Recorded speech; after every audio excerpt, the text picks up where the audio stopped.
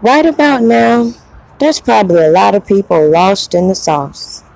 Y'all don't get a lot of connections that I've presented to you in the last few uploads, but it's cool. Just sit back and if needed, go back to previous videos and it should all be clear because I feel like, just like I told you in the beginning of my research, everything we see going on with R. Kelly is his trial and tribulation. What is going to happen in his case is going to happen. Nonetheless, I believe everything we have seen displayed on these public platforms shed light as to the turmoil as to why he's in the situation he's in. And I don't believe it's because of any of these allegations.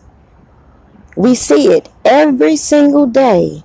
Every single day, someone needs to hop on a platform and point out a whole lot of bullcrap that further demonstrates the type of behavior, crabs in the bucket mentality that forever crowded this man's career. And when you have these type of people around you, and you have people with their own motivations into getting on and spreading their messages, you have to be the one to discern and recognize the deception. Now, it's very clear to me what we have seen. Have you, peep gang? Take a look at this video and I'll come back with the rest of my commentary.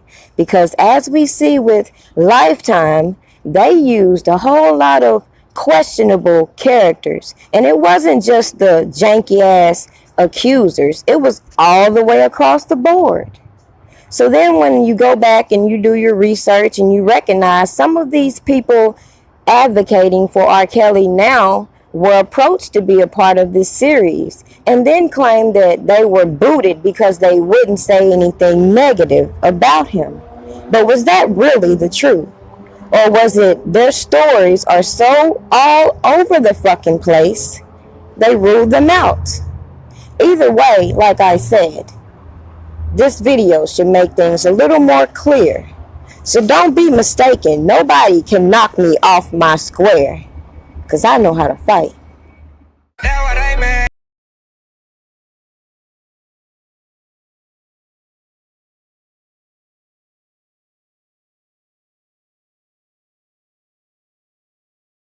Man, y'all know I'm not a Drake fan in any way, shape, or form, but I said this on the Breakfast Club and I say it again here on Vlad TV. Don't listen to nothing that come out them hoes' mouths, man. Don't listen. I tell all them hoes, man, sit down, eat this slice of pizza, and be quiet. Don't listen to them, yo. The only problem I got with that whole situation is Drake. You should not be fucking with strippers, man. It's 2014. Strippers, we used to fuck strippers in the early 2000s. Bartenders and waitresses is where the good pussy at nowadays. Okay? All the bad chicks in the clubs are bartenders and waitresses. Strippers, that's some shit you did in the early 2000s. Stop fucking with strippers. Show some of that love to the bartenders and waitresses. And once again, I reiterate, don't listen to nothing that comes out of a hoe's mouth. Because you got to understand this, right? If a girl is being treated good and, you know, she's dealing with these high profile people and they're taking care of her, you know, spending a little money on her and they having sex, what reason would she have to go out there and run her mouth about that shit? Because she's just looking for a come up. That ain't enough for her. Just getting fucked ain't enough for her. Now I want some fame. And you know, you got these shows like, whether it's Love and Hip Hop or Basketball Wives or these stupid ass smuts getting book deals because they out here fucking certain people. They're using all of this as a come up. Can't respect a bitch like that. And I hate to use that word, bitch, but that's what makes people call you a bitch when you exhibit that kind of behavior.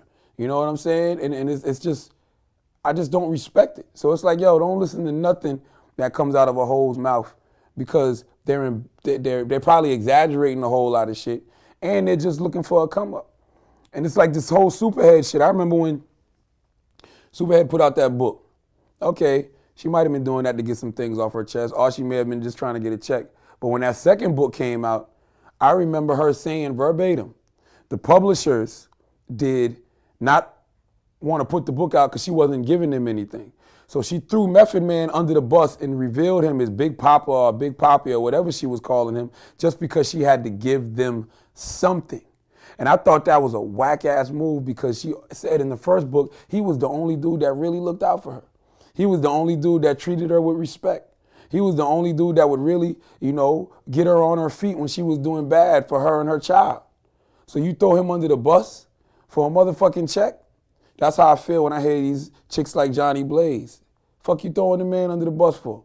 Just because you looking for a come up, you looking for a bigger check? Fuck out of here with that shit. Don't listen to nothing that come out of a hoe's mouth, man. Sit down, eat this slice of pizza, and be quiet, ho. It's like I was young and I thought it was cool to do that. I thought it was cool to air out people when that man really was trying to help me on some music. So what I got happened with Drake? Let's mad. explain to people, because I got I'm mad. confused. I got mad when me and him were talking. I got mad about a girl. And when I had no right to. I was just in my feelings. I'm a popular girl at the time, talking to a guy that's really popular. And instead of keeping it to myself and being an adult, I took it to social media and started blasting him, saying false claims, and just thinking that was cool, and not noticing that, damn, when you get a little older, where you really want to focus on that music, this shit bite you in the ass. And it did, like, really bad. Like, I just got back on TV. They blackballed me. Seeing a person like Charlemagne the God given the platform on Surviving R. Kelly, that opened the door for conversations on so many levels. And people just don't want to talk about it. They don't want to talk about his past history and all the allegations swarming around people that he was around. He don't want to talk about all his comments he's made showing how misogynistic he really is. Just that clip alone on how he responded to a young lady by the name of Johnny Blaze says it all. And what's interesting is, let's take these people saying they're advocating for these women and children, they say. Let's take somebody like Johnny Blaze, who had a terrible upbringing, who was a foster child, who ran away and became a stripper at the age of 17, who serviced a lot of celebrities just as many women do, who found herself in a relationship or situationship with a hot artist and just had to spill the beans. She admits that the way she handled it was not right, but it gives you a little insight as to why some of these girls who were involved with R. Kelly responded the way they did. And it wasn't because they were brainwashed. All these people know the lifestyle and what comes with it. Even these influencers and personalities who give their shady commentary on the subject, knowing they have a dark history as well. So even when you see so-called accusers of R. Kelly throwing themselves online at people who have been involved in what you would say today is abusive relationships, she's doing all this trying to get that person's attention. And no one sees this pattern of behavior. Is she still brainwashed into thinking, it doesn't matter that all these people have said this about this man? No, it doesn't matter. I need him to help me get my career started.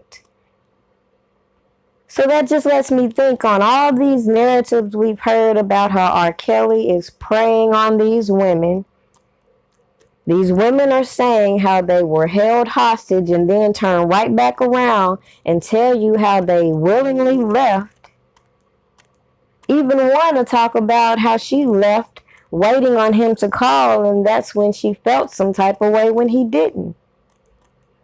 They don't sound like any crimes were being committed. It sounds like stories from scorned women. And the whole point is that people need to look at this whole situation again and recognize that what we saw was pure entertainment. Because when you start to dig into the facts, you see that this type of toxic behavior is being shoved down teens' throats every single day.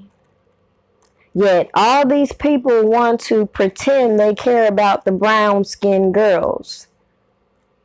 Nobody is interested in trying to break these generational curses that have all these women indulging in these toxic relationships, now being the perfect candidate to say, "Me too."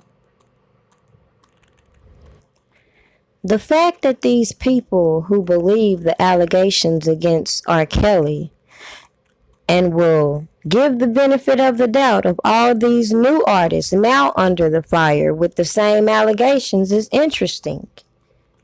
What's more interesting is how much credit so many people, even the FBI, gave surviving R. Kelly, overlooking that it was entertainment and scripted. So when you look at this and you hear these people quoting things that were said like it's Bible, when you see the characters of all the people involved across the board, from the producers to the actors, all these people have a past. Yet their past is not being blasted. They're not being publicly ridiculed. So the point in this video is, granted, a lot of people don't like R. Kelly's moral decisions to date younger women. That all these people that have been publicly presented to us are fraudulent. A lot of these people pretending to be connected to this man are fraudulent. And really, to be honest, maybe all this had to happen so that everyone can see exactly what this man is going through before you be so judgmental.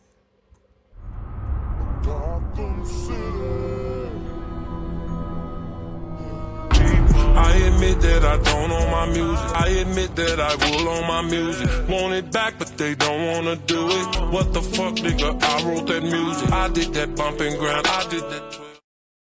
I am handcuffed like a lot of you I'm handcuffed by my destiny. It's too late. They should have did this 30 years ago. It's too late.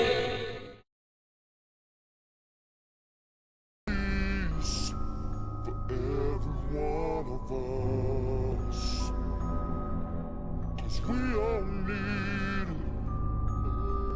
Can't live without it. A Gotham City.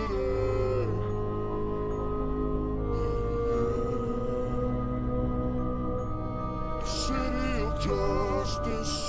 Yeah. A city of love. A city of peace. Every one of us. Now it's very clear this channel is like no others.